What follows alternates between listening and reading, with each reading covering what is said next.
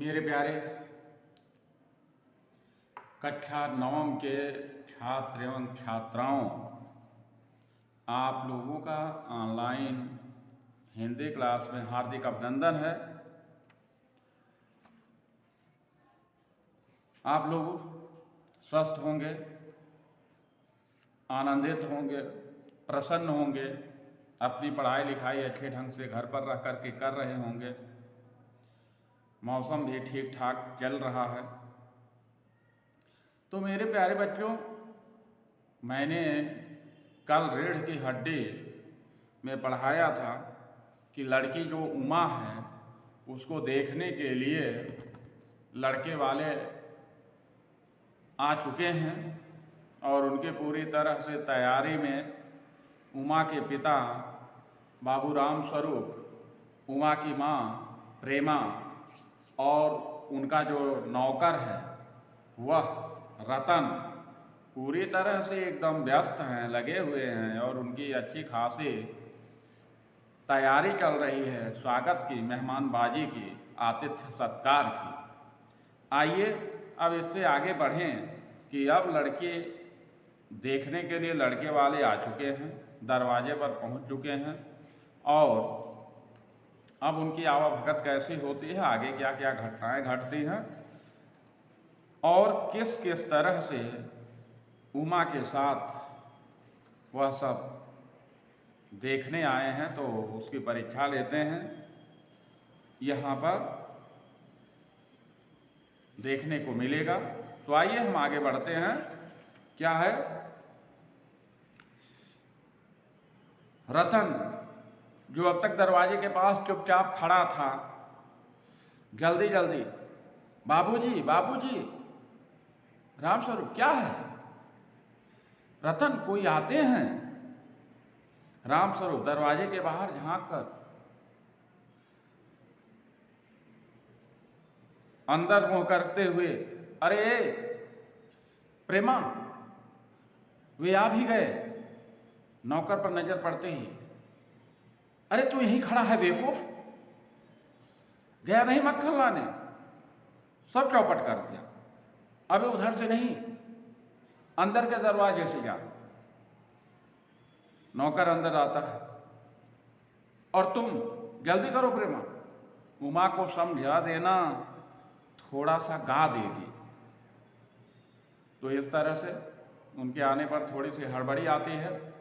बाबू राम स्वरूप हड़बड़ाते हैं, नौकर को डांटते हैं, मक्खन नहीं लाया, सब गड़बड़ कर दिया। प्रेमा को कहते हैं कि वह सब आ गए, तुम जल्दी करो, उमा को थोड़ा समझा दे कि वह गा भी देगी, क्योंकि उमा गाती भी अच्छा है, तो गाने का भी इम्प्रेशन पड़ेगा बढ़िया, तो प्रभावित करना ही है। फिर प्रेमा भी हड़बड़ी में जाती है। प्रेमा, यह बाजा वह नीचे ही रख गया कम वक्त, अब उससे बाजे से टकरा गई होगी, तो उसको भी डांटना। नौकरों पर ही सारी खींच निकाली जाती है। रामस्वरूप तुम जाओ, मैं रख देता हूँ, जल्दी। प्रेमा जाती है, रामस्वरूप बाजा उठाकर रखते हैं, किवाड़ों पर दस्तक। अब वह सब पहुँच गए, दरवाजों खटखटाते हैं, तो रामस्वरूप भी, मेहमानों का स्वागत हमेशा हंसते मुस्कुराते हुए किया जाता है। इसी को कहते हैं कि खिदमत, इसी को कहते हैं। रामस्वरूप आइए मतलब प्रसन्नता दिखाते हैं कि आप आइए, आपको देख करके मुझे बड़ी खुशी हुई, इसीलिए मैं हंस रहा हूँ। बाबू गोपाल प्रसाद और उनके लड़के शंकर का आना। लड़के का नाम है शंकर, लड़के के पिता का नाम है गोपाल प्रसाद। आंखों से लोक चतुराई टपकते हैं।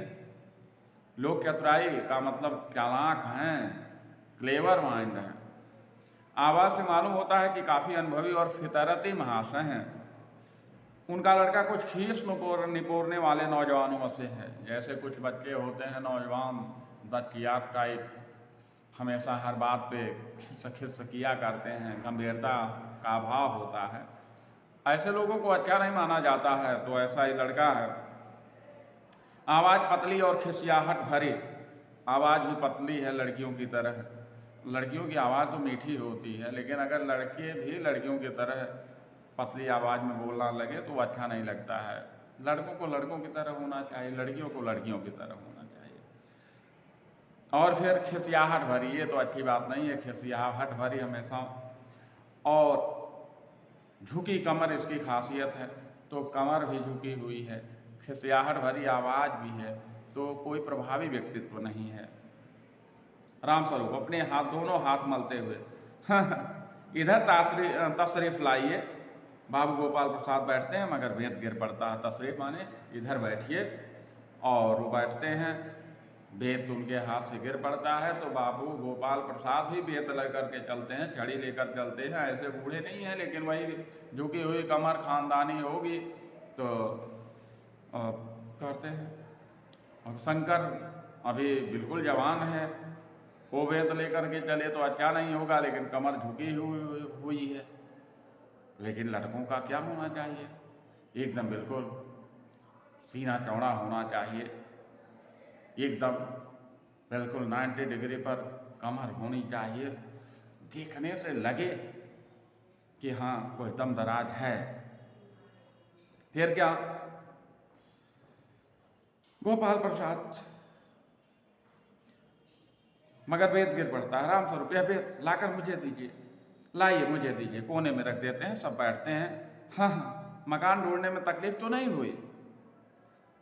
गोपाल प्रसाद खखार कर, उनकी भी आवाज़ थोड़ी वैसी है, खखार करके, नहीं तांगे वाला जानता था, और फिर हमें तो यहाँ का आना ही था, रास्ता मिलता कैसे नहीं। कहते हैं ना, जहाँ चाह वहाँ राह जमाना था, तो रास्ता कैसे नहीं मिलेगा। राम स्वरूप यह तो आपकी बड़ी मेहरबानी है, मैंने आपको तकलीफ तो दी। गोपाल प्रसाद, अरे नहीं साहब, जैसा मेरा काम वैसा आपका काम, आखिर लड़के की शादी तो करनी ही है। बल्कि यूँ कहिए कि मैंने आपके लिए खासी परेशान कर दी, परेशानी पैदा कर दी। तो देखिए, गोपाल प्रसाद भी बातचीत में बड़े चतुर हैं, लोक चतुराई तो उनके अंदर है ही, इससे बात में कहीं भी कोई गड़बड़ी नहीं होगी। राम स्वरूप यह लीजिए, आप तो मुझे कांटों में घसीटने लगे, हम तो आपके सेवक ही हैं। थोड़ी देर बाद लड़के की ओर मुखातिब होकर, और कहिए शंकर बाबू, कितने दिनों की छुट्टियां हैं? अब देखिए, हर बात में खुशामद, हर बात में झूठी हंसी, हर बात में दिखावा। कुछ लोग होते हैं कर लेते हैं, सब लोग नहीं कर पाते हैं। शंकर जी, कॉलेज की तो छुट्टियां नहीं है, वीकेंड में चला आया था। तो शंकर ने कहा, जी कॉलेज की तो छुट्टियां नहीं है, वीकेंड में चला आया था। वीकेंड माने वही संडे को दिन, संडे के सैटरडे में चला आया। अब यहाँ आना था तो मंडे को भी रुक गया। राम स्वरूप, आपके कोर्स खत्म होने में तो अब साल भर रहा होगा, तो कोर्स मतलब जो पाठ्यक्रम पढ़ा चल रहा है, मेडिकल का की पढ़ाई चल रही है, तो उसी में कह रहे हैं। राम स्वरूप, साल दो, शंकर जी यही कोई साल 2 साल, वास्तव में गोल मटोल बात कर रहे हैं। हमें तो लगता है कि इनकी पढ़ाई भी सही से नहीं हो रही है, इसलिए साल 2 साल कह रहे हैं। तो राम स्वरूप, साल 2 साल मतलब चाहे साल भर होता है चाहे 2 साल होता है, लेकिन साल 2 साल तो नहीं होना चाहिए, कन्फर्म होना चाहिए। लेकिन जब कन्फर्म हो ही न कुछ, तो आदमी कैसे कन्फर्म बोल सकता है? शंकर जी 1 आध साल का मार्जिन रखता हूँ, मार्जिन मैंने फेल वेल हो जाऊँ। गोपाल प्रसाद, बात यह है साहब कि यह शंकर 1 साल बीमार हो गया था। क्या बताएं, इन लोगों को इसी उम्र में सारी बीमारियां सताती हैं। एक हमारा जमाना था कि स्कूल से आकर दर्जनों कचौड़ियाँ उड़ा जाते थे, मगर फिर जो खाना खाने बैठते तो वैसी की वैसी ही भूख। अब देखिए, गोपाल प्रसाद इतना लोग चतुर हैं कि मेन मुद्दा पढ़ाई लिखाई की चल रही थी, तब तक खाने पीने का शुरू कर दिया और भटका दिया, मुद्दे से ध्यान भटका दिया। तो कहा कि 1 साल बीमार हो गया था, तो फिर मुद्दे से ध्यान भटका दिया कि पढ़ाई लिखाई पर अधिक बात करने की ज़रूरत नहीं है। वास्तव में जो पक्ष आदमी का कमज़ोर होता है, उस पक्ष से ध्यान हटाना चाहते हैं सामने वाले का। राम स्वरूप, कचौड़ियाँ भी तो उस जमाने में पैसे की 2 आती थी। गोपाल प्रसाद, जनाब यह हाल था कि 4 पैसे में ढेर सारी बालाई आती थी। अब बालाई का मतलब मलाई है कि क्या है? और अकेले 2 आने की हजम करने की ताकत थी। अब 4 पैसे में ढेर सारी आती थी और 2 आने माने 12 पैसे यानी 3 गुना, तो ढेर सारी का भी 3 गुना खा लेते थे अकेले। और अब तो बहुतेरे खेल वगैरह भी होते हैं स्कूल में। तब न कोई वॉलीबॉल जानता था, न टेनिस, न बैडमिंटन, बस कभी हॉकी या क्रिकेट कुछ लोग खेला करते थे। मगर मजाल है कि कोई कह जाए कि यह लड़का कमज़ोर है। मतलब कहा कि पहले तो इतनी खेल भी नहीं होती थी, लेकिन अब तो खेल होती है, लेकिन लड़के कमज़ोर ही होते हैं। तो फिर शंकर और रामस्वरूप खींचे निपोड़ते हैं। रामस्वरूप, जी हाँ, उस जमाने की बात ही दूसरी थी। गोपाल प्रसाद जोशीली आवाज। और पढ़ाई का यह हाल था कि एक बार कुर्सी पर बैठे कि 12 घंटे की सिटिंग हो गई। 12 घंटे! जनाब, मैं सच कहता हूं कि उस जमाने का मैट्रिक भी वह अंग्रेजी लिखता था फर्राटे की, कि आजकल के मैं भी मुकाबला नहीं कर सकते। रामस्वरूप, जी हाँ, यह तो है। मतलब पहले की पढ़ाई की विशेषता। गोपाल प्रसाद, माफ कीजिएगा बाबू रामस्वरूप, उस जमाने की जब याद आती है तो अपने को जब्त करना मुश्किल हो जाता है। जब्त करना मतलब अपने पर नियंत्रण रखना, कंट्रोल रखना मुश्किल हो जाता है। रामस्वरूप, जी हाँ, वह तो रंगीन जमाना था, रंगीन जमाना। शंकर भी ही करता है। रामस्वरूप हाँ करते हैं तो ही करता है, क्योंकि पतली आवाज में बोलता है ना। गोपाल प्रसाद एक साथ अपनी आवाज और तरीका बदलते हुए, अच्छा तो साहब बिजनेस की बातचीत हो जाए। अब देखिए आए हैं शादी करने और बात रिश्तेदारी करने, शादी कर रहे हैं और कहते हैं बिजनेस की बात। जो सच्चाई होती है वो तो मुंह से निकल ही जाती है। आजकल दहेज के लालचियों ने शादी विवाह के पवित्र बंधन को बिजनेस बना लिया है। रामस्वरूप चौंक कर, बिजनेस समझ गए? ओ अच्छा, लेकिन जरा नाश्ता तो कर लीजिए। पहले तो रामस्वरूप समझ ही नहीं पाते हैं कि बिजनेस कहाँ से आ गया। ये तो आए हैं लड़की देखने, तो बिजनेस व्यापार यहाँ कहाँ से आ गया। लेकिन फिर समझ जाते हैं कि चलिए ठीक है, समझ जाते हैं इशारा। तो कहते हैं पहले क्या कर लीजिए, नाश्ता कर लीजिए। गोपाल प्रसाद, ये सब आप क्या तकल्लुफ करते हैं? अब जो बिजनेस समझ करके आया है उसको नाश्ता, चाय, पानी, खाना पीना थोड़े, वह तो पहले बिजनेस की बात करेगा, भूख लगेगी होटल में करेगा, उसका तो सब काम बिजनेस वाला ही तो होगा। उठते हैं रामस्वरूप, तकल्लुफ किस बात का? यह तो मेरी बड़ी तकदीर है कि आप मेरे यहाँ तशरीफ लाए, वरना मैं किस काबिल हूँ। माफ कीजिएगा, जरा अभी आ जाइएगा। अंदर जाते हैं। गोपाल प्रसाद थोड़ी देर बाद दबी आवाज में, आदमी तो भला है, मकान से हैसियत भी बुरी नहीं मालूम होती, पता चले लड़की कैसी है। शंकर, जी। कुछ खखार कर इधर उधर देखता है। शंकर भी खखारता है, गोपाल प्रसाद भी खखारते हैं। गोपाल प्रसाद, क्यों, क्या हुआ? शंकर, कुछ नहीं। गोपाल प्रसाद, झुक कर क्यों बैठते हो? ब्याह तय करने आए हो, कमर सीधी करके बैठो। तुम्हारे दोस्त ठीक कहते हैं कि शंकर की बैकबोन, मतलब बात आगे नहीं पूरी नहीं हो पाती, तब तक रामस्वरूप आ जाते हैं और बात बंद कर देते हैं। इतने में रामस्वरूप आते हैं, हाथ में चाय के ट्रे लिए हुए, मेज पर रख देते हैं।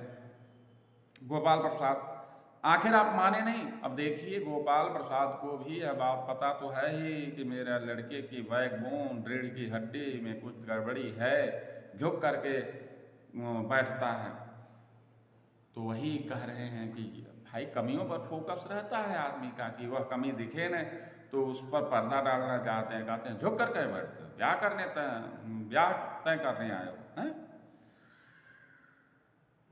गोपाल प्रसाद, आखिर आप माने नहीं। रामस्वरूप, चाय प्याले में डालते हो। आपको विलायती चाय पसंद है या हिंदुस्तानी? अच्छा, विलायती और हिंदुस्तानी यहाँ पर भी फॉरेन और देसी दोनों चल रहा है। गोपाल प्रसाद, नहीं साहब, मुझे आधा दूध और आधी चाय दीजिए और जरा चीनी ज़्यादा डालिएगा। मुझे तो भाई यह नया फैशन पसंद नहीं। एक तो ऐसे ही चाय में पानी काफ़ी होता है और फिर चीनी भी नाम के लिए डाली जाए तो जायका क्या रहेगा, जायका का मतलब स्वाद क्या रहेगा। राम स्वरूप कहते तो आप सही हैं। प्याला पकड़ाते हैं शंकर खखार कर। शंकर फिर खखारा। सुना है कि सरकार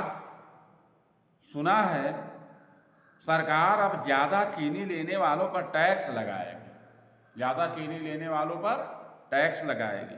मतलब ये थोड़ी सी बात कुछ पढ़ाई लिखाई वाली कर रहे हैं, राजनीति वाली कर रहे हैं, जनरल नॉलेज की बात कर रहे हैं। गोपाल प्रसाद क्या पीते हुए, सरकार जो चाहे सो कर ले, पर अगर आमदनी करनी है तो सरकार को बस एक ही टैक्स लगाना चाहिए। रामस्वरूप शंकर को प्याला पकड़ाते हो, वह क्या? गोपाल प्रसाद खूबसूरती पर टैक्स। रामस्वरूप और शंकर हंस पड़ते हैं। मजाक नहीं साहब, यह ऐसा टैक्स है जनाब की देने वाला क्यों भी न करेंगे। अपनी खूबसूरती के स्टैंडर्ड के माफिक अपने ऊपर टैक्स तय कर लें, फिर देखिए सरकार की कैसी आमदनी बढ़ती है। ये भी कमेंट है, व्यंग है ये औरतों के ऊपर। औरतें अपने आप को अधिक खूबसूरत दिखना चाहती हैं, हो या न हो लेकिन दिखना चाहती हैं, और वो समझते हैं कि उन्हें सुंदर कहा जाए। तो कहा कि खूबसूरती पर टैक्स, और नियम बना दिया जाए कि जो अपने को जितना अधिक खूबसूरत समझे वह उतना अधिक टैक्स भर दे। मतलब आजकल सौंदर्य प्रतियोगिता होती है ना, तो विश्व सुंदरी चुना जाता है, नंबर 1 नंबर 2 चुना जाता है। तो जिसको नंबर 1 बनना हो वह सबसे ज़्यादा टैक्स दे दे, नंबर 1 बन जाए, तो सब लोगों में होड़ मच जाएगी सबसे अधिक टैक्स देने की, और सरकार का खूब लाभ होगा। तो खूबसूरती पर टैक्स, और लोग खुशी खुशी देंगे। तो फिर देखिए सरकार की कैसी आमदनी बढ़ती है। रामस्वरूप जोर से हंसते हुए, वाह वाह, खूब सोचा आपने। वाकई आजकल यह खूबसूरती का सवाल भी बेढप हो गया।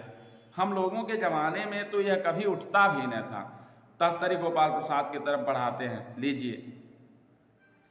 गोपाल प्रसाद समोसा उठाते हुए, कभी नहीं साहब, कभी नहीं। रामस्वरूप शंकर की तरफ मुखातिब होकर, आपका क्या ख्याल है शंकर बाबू? अब लड़के से पूछते हैं कि खूबसूरती के बारे में क्या ख्याल है। तो अब शंकर कहता है, किस मामले में? रामस्वरूप, यही की शादी तय करने में खूबसूरती का हिस्सा कितना होना चाहिए। अब देखिए शंकर से सवाल किया गया था, लेकिन शंकर कहीं ऐसा हो, ऐसा जवाब न दे दे कि फंस जा। इससे गोपाल प्रसाद खुद उसको संभालते हैं, और वो चाहते हैं लड़की सुंदर होनी चाहिए। भले ही लोग सैद्धांतिक रूप से कहते हैं कि ये खूबसूरती क्या है, खूबसूरत कर्म ही खूबसूरती है, अच्छे कर्म होने चाहिए, अच्छा चरित्र होना चाहिए, अच्छे गुण होने चाहिए। चमड़ी की सुंदरता किस काम की होती है? वो वास्तविक सुंदरता इंटरनल ब्यूटी, एक्सटर्नल ब्यूटी की अपेक्षा इंटरनल ब्यूटी होना चाहिए, आंतरिक सौंदर्य होना चाहिए। ये सारी बातें लोग करते हैं, लेकिन फिर भी वही चमड़ी की सुंदरता पर लोग लुभाते हैं। तो इसीलिए बेच भी है। या दूसरी बात है बाबू रामस्वरूप, मैंने आपसे पहले भी कहा था, लड़के का खूबसूरत होना निहायत जरूरी है। कैसे भी हो, चाहे पाउडर वगैरह लगाए, चाहे जैसे भी। बात यह है कि हम आप मान भी जाएं, मगर घर की औरतें तो राजी नहीं होती। आपकी लड़की तो ठीक है ना? अब देखो बेटा, बीच में लड़की की बात आ गई। अभी बात कर रहे थे हमारे ज़माने में खूबसूरती, सौंदर्य, सब की बातें नहीं, और अब जब गोपाल बाबू को अपने पर आया तो कहे नहीं नहीं, लड़की तो खूबसूरत होनी ही चाहिए, चाहे वह